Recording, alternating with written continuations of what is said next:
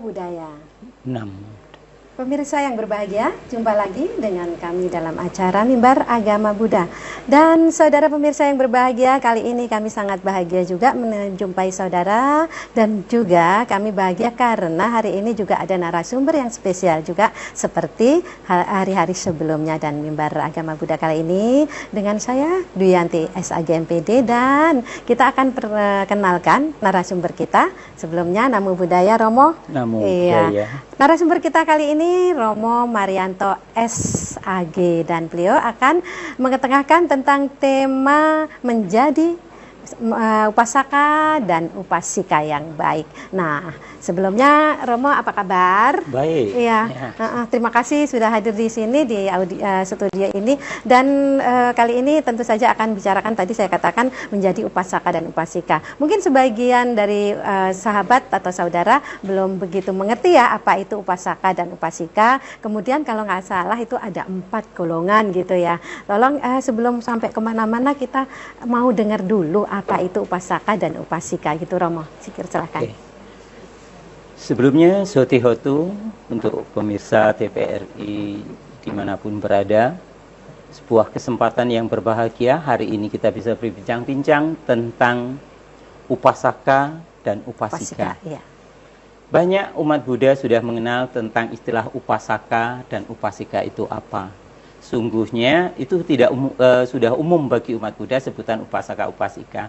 Tapi sebagian mungkin timbul pertanyaan, sebenarnya ada enggak aturan untuk upasaka upasika itu sendiri? Harus atau tidak? Iya, betul. Sebenarnya upasaka atau upasika itu adalah sebutan untuk pengikut umat Buddha, laki-laki dan perempuan. Gitu. Upasaka itu untuk laki-laki, sedangkan upasika adalah untuk perempuan. Sesungguhnya umat Buddha itu dikelompokkan menjadi 2, yaitu adalah Pabajita dan Garawasa. Nah, ini yang kadang-kadang umat Buddha juga belum tahu ya. Sebenarnya kelompok umat Buddha dianggap sama, sedangkan sungguhnya tidak. Ada 2 kelompok. Satu adalah Pabajita, yaitu kelompok umat Buddha yang meninggalkan kehidupan berumah tangganya menjadi Pabajita, yaitu terdiri dari biku, bikuni, samanera dan samaneri.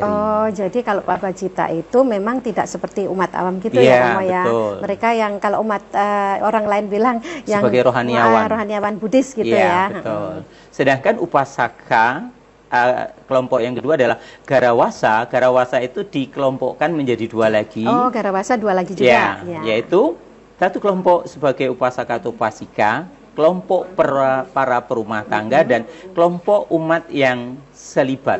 Artinya dia sebagai umat perumah tangga tetapi tidak menikah, seperti Atasilani atau Brahmacari.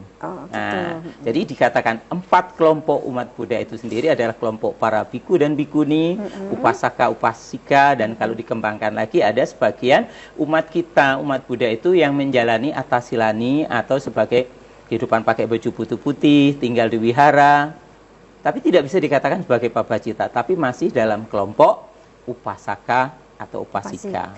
Jadi kalau yang pakai baju putih, saya pikir itu juga termasuk kelompok Pabajita atau kelompok para biku-bikuni. Ternyata tidak dimasukkan. Karena yang dimasuk dalam kelompok Pabajita yang menjalankan sila minimal adalah 10.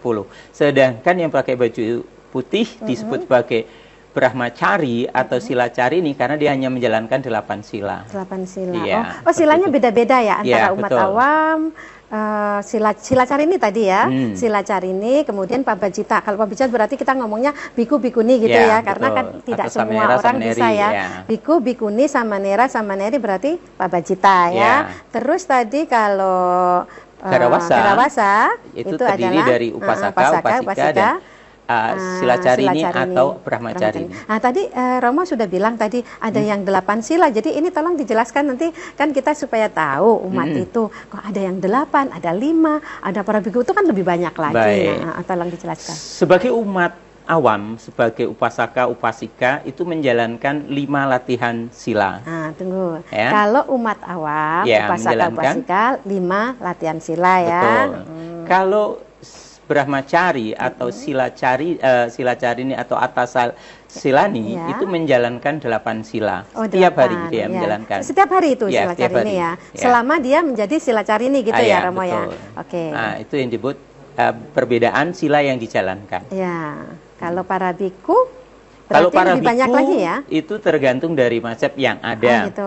Saat ini Sang Buddha sebenarnya membuat sebuah winaya itu ada 227 untuk 227 biku untuk biku. dan 311 untuk Untuk bikuni. bikuni. Tapi ada kelompok-kelompok tertentu menjadi 250 dan 350. Oh, ya, Tetapi itu kan, pada prinsipnya tidak jauh berbeda. Tidak jauh berbeda. Ya, yang seperti penting itu tetap kelompoknya Pabajita tadi ya. Yang penting gini kelompoknya Pabajita supaya umat tahu bahwa nanti bingung ini ada Pabajita, ada Garawasa betul. gitu kan. Ada tadi apalagi upasaka, upasika. Ya.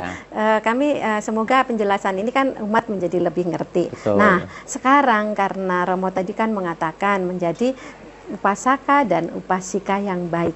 Kebaikan itu seperti apa? Atau kebaikan itu kadang-kadang orang hanya saya baik sebenarnya Bu, Ya. tapi kebaikannya itu menurut siapa kan nggak tahu. Baik. Semoga dengan nanti Romo menerangkan kan umat kita menjadi lebih tahu lagi. Baik. Apa yang dimaksud dengan upasaka? Upasaka itu sendiri pernah ditanyakan, pengertian upasaka ya. Ditanyakan oleh Mahanama kepada Sang Buddha. Mahanama Nanti apa langsung yang ya, Romo dimaksud? ya? Iya, upasaka itu. Upasaka adalah kelompok umat Buddha yang menyatakan mendekat, menghormati, memuja Buddha, Dhamma, dan Sangha. Itulah yang disebut sebagai upasaka. Dalam referensi Buddha Ghosa juga menjelaskan, siapapun yang pergi berlindung kepada Buddha, Dhamma, dan Sangha, serta melaksanakan Pancasila dengan baik, disebut sebagai upasaka atau upasika. Oh, gitu ya. Jadi kelompok umat Buddha yang mendekat, memuja, menghormat kepada Tiratana, Ya. itu disebut sebagai upasaka Upasaka. atau upasika. Upasika ya. Tunggu, Gitu. karena tadi Romo ngomong Tiratana, saya jelaskan dikit aja Saudara. Tiratana itu terdiri dari Buddha, Dhamma, dan Sangha. Nanti Ya, kadang-kadang betul. orang, apa ya Tiratana itu? Nah, supaya lebih jelas lagi, satu persatu kita terangkan. Dan tadi saya agak sedikit belum begitu mengerti tentang bagaimana yang dimaksud dengan mendekat. Kan tadi gitu ya Romo betul. ya, mendekat, berlindung pada Buddha, Dhamma, dan Sangha. Maksud mendekat itu secara fisiknya memang dekat atau mendekat seperti apa? Oke.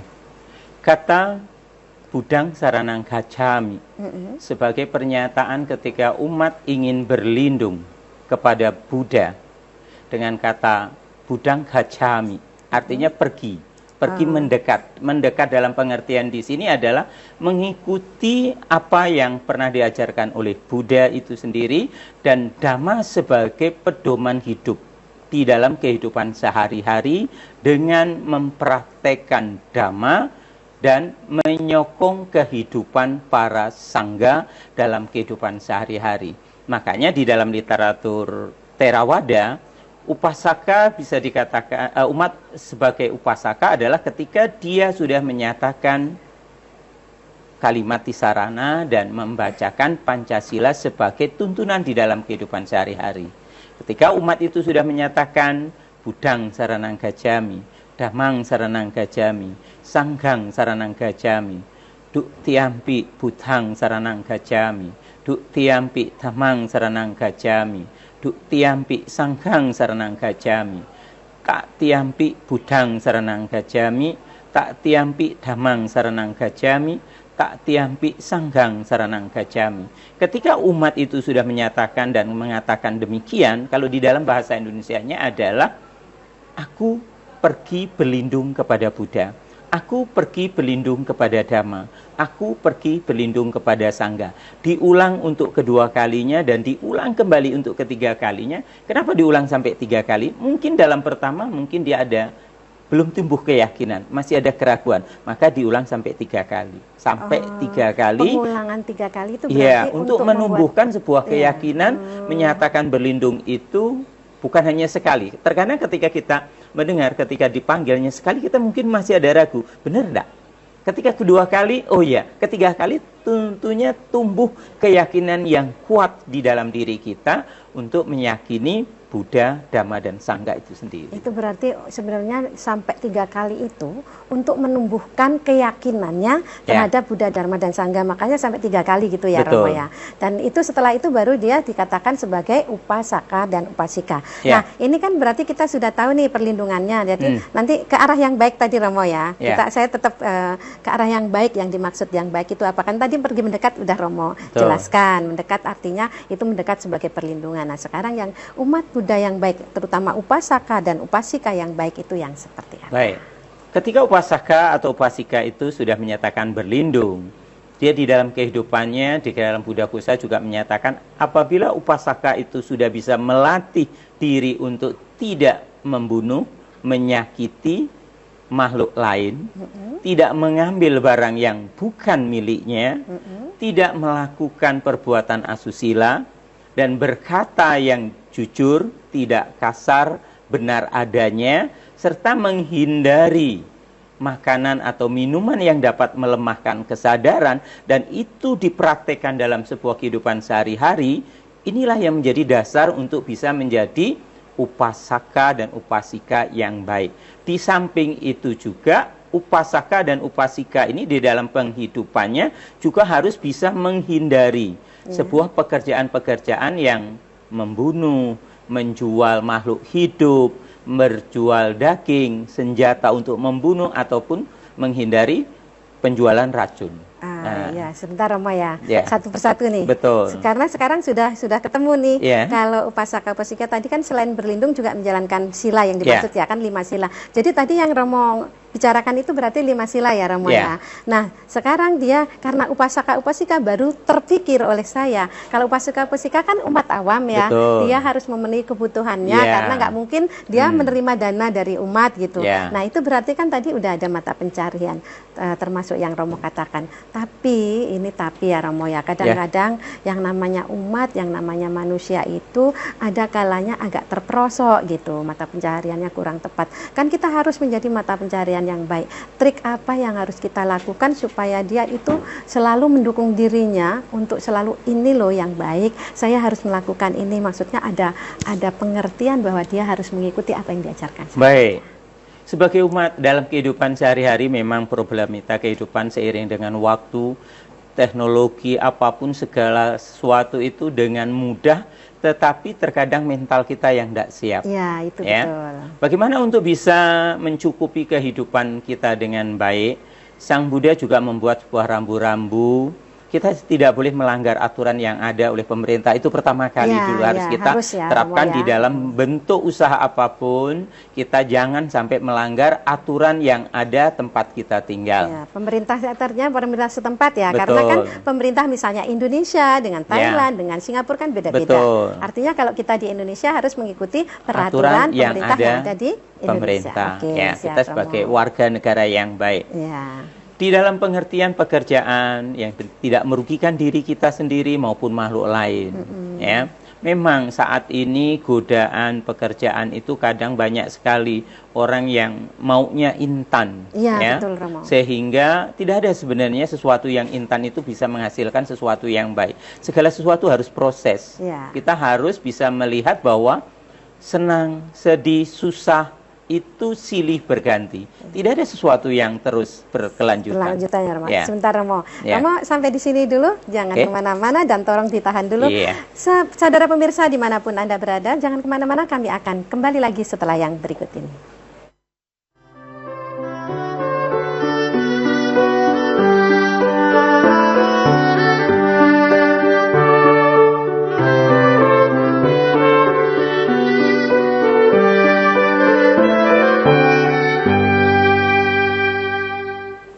Saudara pemirsa dimanapun Anda berada, masih bersama kami di TVRI Jambi dengan Romo Marianto SAG, dan kali ini membawa tema menjadi upasaka dan upasika yang baik. Romo tadi sudah menjelaskan sampai pada sekarang kan zaman instan, kadang-kadang orang tuh terjebak oleh mata pencaharian yang salah, anggap aja seperti itu ya. Karena kalau kita jabarkan itu panjang kali lebar gitu kan. Betul. Nah, sebenarnya apa sih rambu-rambu yang benar-benar harus kita stop loh, mata pencarian salah itu akan membuat kita menderita, keluarga kita menderita kan gitu ya. Bahkan nanti lingkungan kita juga ikut-ikutan kayak tidak kondusif. Jadi kita kayak seperti penyakit ini, walaupun secara materi tidak sakit tetapi secara batin kan penyakit gitu, Romo. Ya, gini, kalau kita bisa mempraktekkan sila dengan baik, Pancasila dengan baik sebagai norma kita yang paling dasar, terus ya. kita juga hendaknya, maka pentingnya kita pergi ke wihara dengan menyokong sangga, dengan diskusi dengan sangga. Tentu kita akan bisa diingatkan, karena kita menyokong sangga, sangga adalah punya salah satu tugas adalah ketika umatnya melakukan hal-hal yang tidak baik, tentunya bisa dicegah. Tentu kita ketika kita mendengar ucapan dari orang-orang yang punya kualitas batin itu bisa menggerakkan kita. Sangat disayangkan sering sekali kita sulit sekali untuk bisa ketemu dengan sangganya. Terus kita ada apa ya, kadang-kadang mau datang ke wihara tuh kayaknya rasanya sendiri, segan iya. gitu. Kan saya sudah berbuat baik, betul. Saya sudah melakukan ini, yang penting saya tidak melakukan yang ini. Kadang-kadang kita kan nggak tahu ya Ramo perbuatan baik seperti apa. Bahkan kalau kita nggak pernah ada yang ngasih tahu kan kayak keran ditutup terus lama-lama airnya kan tumpah-tumpah. Nah, kalau ketemu para biku, tapi ini maksudnya belum begitu, umat itu belum begitu mengerti bahwa ini penting gitu ya. Makanya kita sebagai umat Buddha hendaknya ketika hari Minggu setelah kita punya luang waktu, bahkan sekarang sebenarnya untuk bisa mendengar ceramah-ceramah itu tidak harus datang ke wihara. Bahkan dengan zaman teknologi ini bisa lihat YouTube, bisa lihat apa, bahkan sharing dhamma secara online juga cukup banyak. Itu pun interaktif Rama ya. Itu yang harus kita lakukan. Karena apa? Karena kita dengan 1 minggu kita kerja, tentu batin kita juga butuh makan. Batin kita makanan adalah dengan siraman rohani, dengan diskusi, dengan berbicara, dengan orang-orang yang punya kualitas batin akan membuat batin kita menjadi lebih baik. Itulah untuk bisa menjadi upasaka dan upasika yang baik dan kalau benar nggak ada itu kesadaran sendiri. Ya nggak bisa ya Romo ya. Nah, untuk menjadi upasaka dan upasika yang baik, saya mau tanya nih Romo, kalau kita ngomongin upasaka, upasika zaman Sang Buddha, itu ada enggak sih upasaka dan upasika? Karena kan zaman Sang Buddha itu kebanyakan sudah ketemu Sang Buddha jadi biku. Betul. Gimana? Banyak, ada. Upasaka pertama itu Tapusa dan Balika, seorang pedagang. Dia yang memberikan persembahan tepung dan madu kepada Sang Buddha pertama kali setelah Pertapa Gautama mencapai Buddha. Itu adalah upasaka pertama kali ya. Dia yang menyatakan berlindung kepada Buddha dan Dhamma, karena pada waktu itu belum ada sangga. Jadi 2 ya Romo ya? 2. Baru ketika Ayah Yasa dengan Mama Yasa dan istrinya itu baru menyatakan sebagai upasaka dan upasika yang lengkap, menyatakan berlindung kepada Buddha, Dhamma dan Sangga. Karena waktu itu ini? Waktu Tapusa dan Balika belum terbentuk sangga. Tapi ketika Ayah Yasa, Ibu Yasa dan istri, mantan istri Yasa itu baru lengkap dengan sangga. Itu adalah upasaka pertama kali. Karena bikunya sudah lebih dari 5 atau 5 gitu ya, betul, sudah terbentuknya sangga. Dan upasaka yang cukup banyak adalah setelah keluarga dari Tapusa Yasa, yaitu Raja Bimbisara. Waktu itu kerajaan dengan rakyatnya, ketika Sang Buddha datang menemui Raja Bimbisara, itu ribuan rakyatnya menyatakan berlindung kepada Buddha, Dhamma, dan Sangga. Dari sekian banyak upasaka, saya hanya contoh salah satu dikit saja lah ya, yaitu Kucutara. Kucutara adalah seorang upasika yang utama dalam pengetahuan luas. Walaupun dia seorang pembantu, walaupun dia seorang pelayan, walaupun dia memiliki cacat fisik, Kucutara adalah salah satu upasika yang utama. Bahkan Sang Buddha mengatakan, andai kan punya anak perempuan atau adik perempuan, minimal jadikanlah seperti Kucutara. Itu yang dikatakan oleh Sang Buddha, karena pengetahuannya.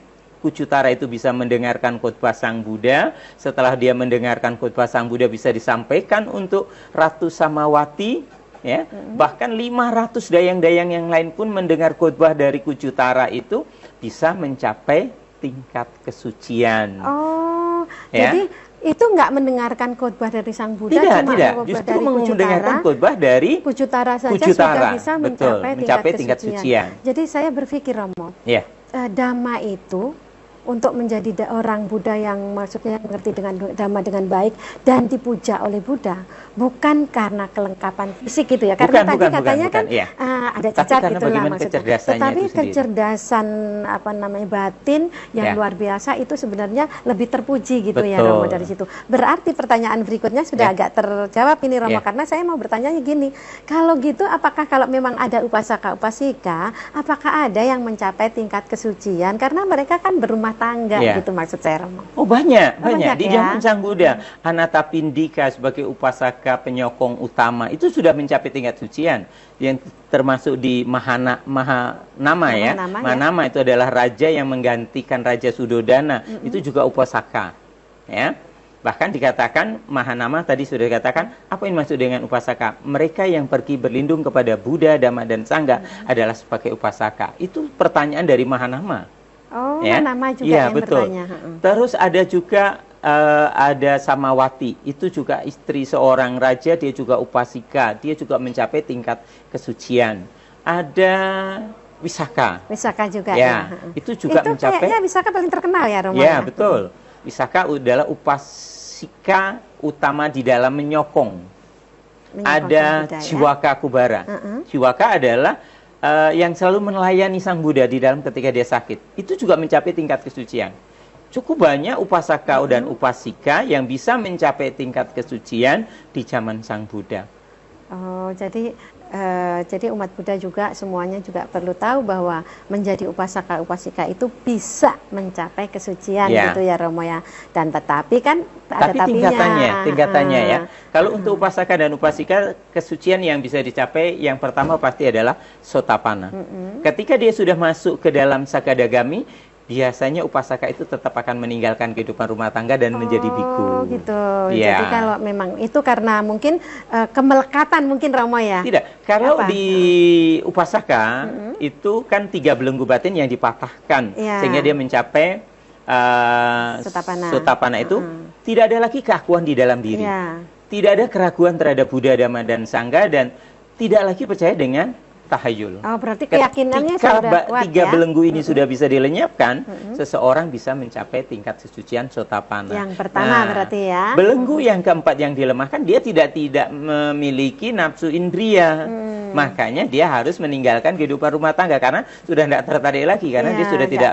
Artinya nggak tertarik dengan suami istri gitu ya. Iya, karena dia sudah melemahkan ya, bukan melenyapkan ya. Iya, melemahkan. Tapi bukan berarti kan beda Romo, tidak tertarik bukan berarti dia meremehkan, beda ya Romo ya. Karena kadang-kadang tidak tertarik lagi nih, aku berarti mau cerai nikah lagi, bukan maksud saya tanda kutipnya bukan dia tidak tertarik Pak, tapi mau memilih orang lagi, tetapi tidak tertarik mau menempuh kehidupan suci gitu berarti ya Romo ya. Makanya dia dikatakan bahwa ketika upasaka ya, dikatakan upasaka yang baik itu sendiri ketika keyakinannya sudah tidak tergoyahkan lagi. Nah, mungkin timbul sebuah pertanyaan sederhana, ciri dari orang yang telah mencapai tingkatan Sotapanna itu sendiri, yaitu sudah bisa melaksanakan Pancasila itu dengan baik. Ya, dia sudah sama sekali tidak menyakiti makhluk lain. Otomatis dari dalam dirinya ya, di dalam bukan dirinya karena sudah ada orang pengendalian yang hebat. Sekecil apapun dia sudah bisa menyadari tidak akan menyakiti makhluk lain. Tidak akan mengambil barang yang bukan miliknya. Tunggu Romo, baru 2 itu. Maksud saya gini, tidak melakukan itu karena memang dia sudah punya rem atau memang disuruh ingat ya. Tapi sudah muncul di dalam dirinya. Dia menyadari bahwa segala sesuatu itu proses dengan apa adanya. Dia sekecil apapun ya, sekecil apapun dalam pengertian di sini adalah makhluk yang bisa dilihat oleh mata telanjang. Betul. Bukan berarti dalam air nanti kita tidak lihat ada katanya bakteri kita rebus, kita membunuh. Tidak. Tapi dalam pengertian makhluk yang bisa kita lihat dengan mata telanjang. Itu sudah tidak ada keinginan untuk menyakiti atau membunuh. Artinya itu tumbuh dari dalam dirinya, memang dia sudah tidak ingin itu menyakiti. Harus tumbuh di dalam pengertian dia menyadari bahwa apa sih untung dan ruginya, itu tidak ada manfaat ketika dia lakukan, maka dia tidak mau. Dan pengendalian diri inilah yang menyebabkan dia bisa tahapan pesucian itu sendiri. Tidak ada keraguan terhadap Buddha dan Dhamma dan Sangha ya. Artinya Dhamma sebagai praktek kehidupan sehari-hari dia lakukan benar-benar.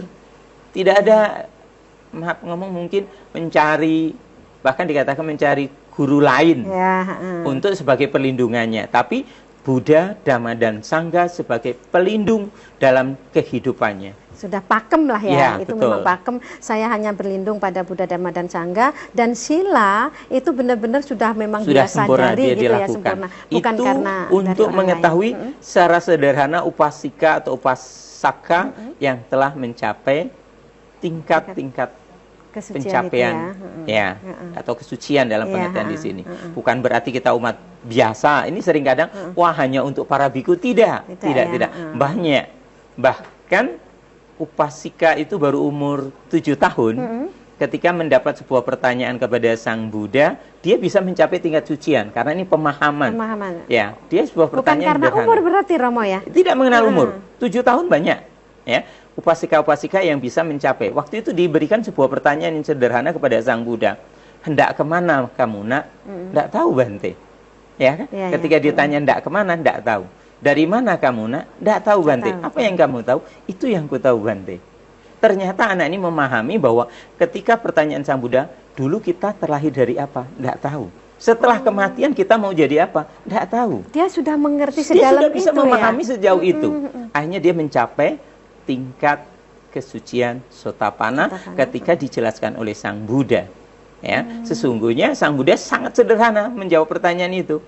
Kalau kita ingin lihat dari mana, berarti kita harus tahu saat ini kita jadi apa. Karena saat ini adalah proses bagian dari kehidupan yang lampau. Nah, kalau ingin lihat yang akan datang, lihatlah apa yang sudah kita lakukan saat ini. Kalau hal-hal yang baik yang kita lakukan, sesuatu yang baik. Tapi kalau saat ini yang kita lakukan adalah sesuatu yang tidak baik, ya yang dilihat saat ini. Oh, jadi kehidupan kayak cermin ya Romo ya. Betul. Dulu saya seperti apa, berarti oh kehidupan sekarang ini menjadi Ya, sebagai barometernya acuan, ya, acuan barometernya, betul. Tapi kalau nanti kita mau seperti apa yang akan datang kehidupannya, berarti harus juga kita lihat oh, saat ini apa yang kita lakukan. Ini berarti umat Buddha juga sudah harus berpikir bagaimana melakukan sesuatu yang baik untuk Ya. kehidupan yang akan datang. Berarti benerlah ini tema ini sangat cocok Betul. untuk upasaka upasika supaya mengerti bahwa apa yang akan dilakukan sih nanti masa depan, dan bahagianya kita ternyata umat awam pun bisa menjadi mencapai tingkat tingkat sucian, bahkan bisa memahami. Ini kan sederhana sebenarnya pemahamannya. Ketika kita bisa menyadari apa yang kita lakukan saat ini adalah mendorong untuk kita yang akan datang. Nah, apa yang sudah terjadi janganlah disesali karena itu sudah terjadi. Tetapi apa yang belum terjadi tidak boleh kita takutkan karena itu belum terjadi. Saat ini adalah saat yang terbaik menjadi upasika, menjadi upasaka yang baik dengan mempraktekkan Dhamma dalam kehidupan sehari-hari. Oke, Romo, itu jelas sekali ya. Ya. Kita nggak usah pakai kesimpulan karena Romo sudah menjelaskan dengan sangat luar biasa. Artinya umat Buddha juga sudah ngerti bisa menjadi suci dan kesucian tidak dibatasi oleh umur atau fisik mau cacat seperti apapun. Yang penting ada kesadaran. Terima kasih Anumodana Romo sudah hadir di sini dan memberikan pencerahan untuk kita, minimal pengertian dari pencerahan itu sendiri. Saudara dimanapun Anda berada, sampai di sini perjumpaan kita. Semoga perjumpaan kita memberi manfaat yang luar biasa untuk saudara semuanya. Dan akhir kata, Sabe Sata Bawantu Sukitata. Semoga semua makhluk hidup berbahagia. Sadu, sadu, sadu.